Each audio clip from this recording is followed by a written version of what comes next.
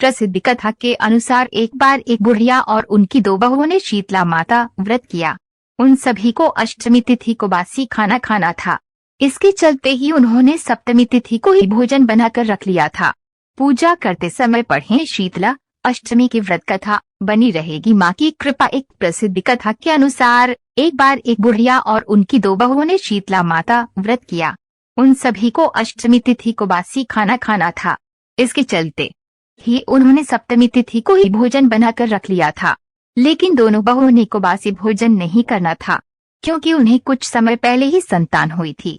उन्हें लग रहा था कि कहीं ऐसा न हो कि वो बासी भोजन करें और बीमार हो जाएं। अगर ऐसा हुआ तो उनकी संतान भई बीमार हो जाएगी। दोनों बहुओं ने बासी भोजन ग्रहण न कर अपनी सास के साथ माता की पूजा की।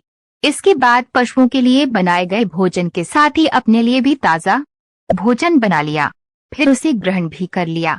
फिर जब उनकी सास ने उन्हें बासी भोजन करने के लिए कहा तो उन्हें टाल दिया।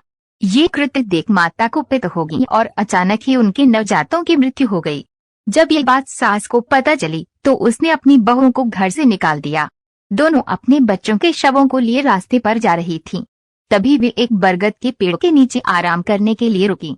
यहाँ पर दो बहनें थीं जिनका नाम मोरी व शीतला था। ये सिर में पड़ी जुओं से बेहद परेशान थीं।